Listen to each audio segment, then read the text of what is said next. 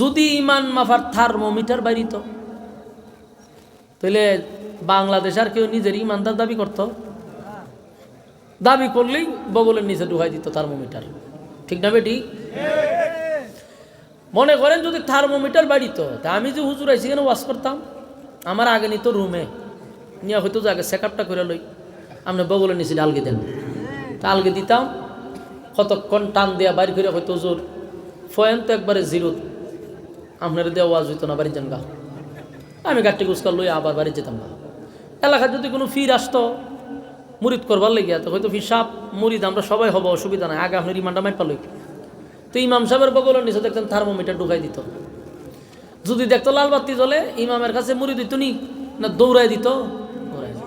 এলাকার কোনো নেতা যদি বলতো আমার চরিত্র ফুলের চেয়েও পবিত্র, বলে এটা বিশ্বাস করছি, আগে মাইপা লই। মাইপা যখন দেখতো লাল বাতি জ্বলে, তখন যারও জুতা দিয়ে মাঝে ভিড়ায় দৌড়াইতো। ঠিক না বেটি? আল্লাহ এই থার্মোমিটার দিছে না, এই জন্য আলহামদুলিল্লাহ কম। নাইলে একজন লোক আমরা নিজের ইমানদার দাবি করে সাহসী পাইতাম না, দাবি করলেই থার্মোমিটার লাগাই দিত। ঠিক না বেটি? এই জন্য আসুন, দাবির নাম ইমান নয়, ইমানের পরীক্ষা আছে। ফাঁস করার নাম হল ইমানদার। ইমানের পরীক্ষা যদি ফাঁস করেন, আল্লাহ কয় আমি ওয়াদা দিছি জান্নাত দিব। সুবহানাল্লাহ।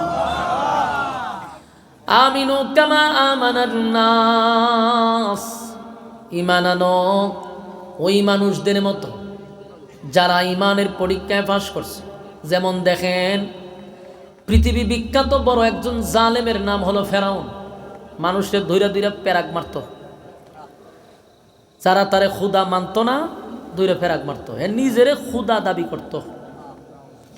তো তার ঘরের দাসী তারে খুদা মানছে না, এই জন্য আগুন দিয়ে ফিরে লেছে, বাচ্চা সহ সবগুলার আগুন দিয়ে পুড়াইয়া মেরে লেছে।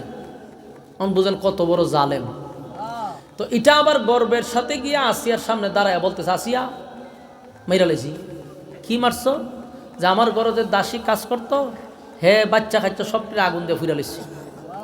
আসিয়া জিগায় কেন, হয় বেড়া সব জায়গা সুবহানাল্লাহ না, ফিরে লেছে বলে সুবহানাল্লাহ বলে, ফিরে লেছে সুবহানাল্লাহ।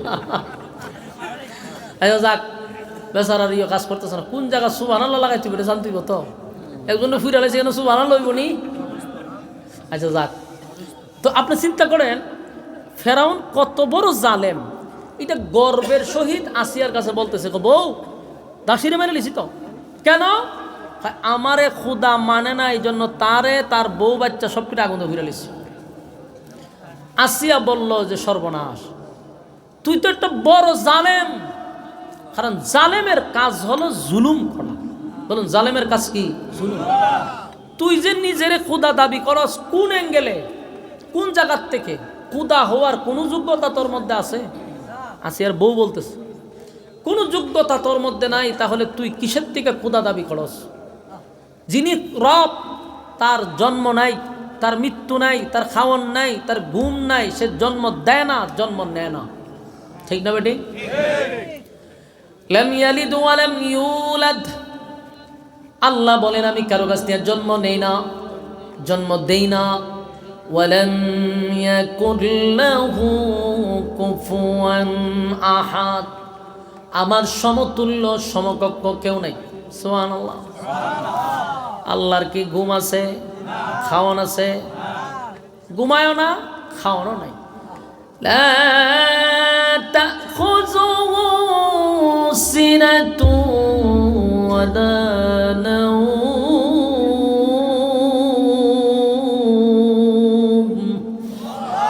লা তাখুযুহু সিনাতু ওয়ালা নাওম। আমি আল্লাহর ঘুম নাই, মালিকের তন্দাও নেই, ঘুমায়ও না, খায়ও না। যিনি রব হবেন তার জন্ম নাই, তার মৃত্যু নাই, উনি চিরঞ্জীব। আসিয়া হয় ফেরাউন, সন্তান জন্ম দিলি, নিজেও জন্ম নিলি, খাস এবং ঘুমাস, মানুষের উপরে জুলুম করস, কিভাবে নিজের খুদা দাবি করস? আমি তোর বউ হইয়া ওয়াদা দিলাম, আমি তোরে খুদা মানি না। লাগছেনি দরবার? হারা দেশে তারে খুদা ডাহে, বউ এখন খুদা ডাহে না। ফেরাউন না কয়, বউ আমি হইলাম খুদা, আর তুমি ইলা খুদি। খুদার বউ কিতা? খুদার বউ খুদি হয়। আমি যদি খুদা হই, তুমি হইলা খুদি। এখন খুদার বউ যদি খুদিয়ে আমারে খুদা মানে না, দেশের মানুষ আমারে খুদা মানবো কেমনে? মান সম্মান যে আমার খুদাই গিরি যাইব। তো ফেরাউনের একটা বন্ধু আছিল, এটা সাইমসও আছিল, বন্ধু আছিল, সব পরামর্শ হের কাছ থেকে করতো। ফেরাউনের আকাশ ভেঙে পড়ছে, ঘরের ভিতরেই তো বউ আমার খুদা মানে না, দেশের মানুষ মাইরা লাভ কি, আমার বই তো খুদা মানে না। গেছে হামানের কাছে গিয়ে, বন্ধু আমার বউ আমারে খুদা মানে না, এই কথা যদি বাহিরের মানুষ শুনে তো আমার খুদাইগিরি শেষ, এখন কি করা যায়? বন্ধু বুদ্ধি দিচ্ছে, আসিয়ারে কঠিন থেকে কঠিন শাস্তি দিতে হবে, শাস্তির মাধ্যমে খুদা আদায় করে নিতে হবে। আসিয়ারে গ্রেপ্তার করছে, কইরা প্রথমেই ওই যে ফেরাউনের খাসলত প্যারাক মারা, কাঠের সাথে প্যারাক মারা দিছে। জীবন্ত মানুষের শরীরে প্যারাক ঢুকাইলে কি বুঝে আমার যুবক ভাইরা? এই জন্য আল্লাহ বলেন আমিনু কামা আমানান নাস, ঈমান আনো ওই মানুষদের মতো যারা ঈমানের পরীক্ষায় পাস করছে।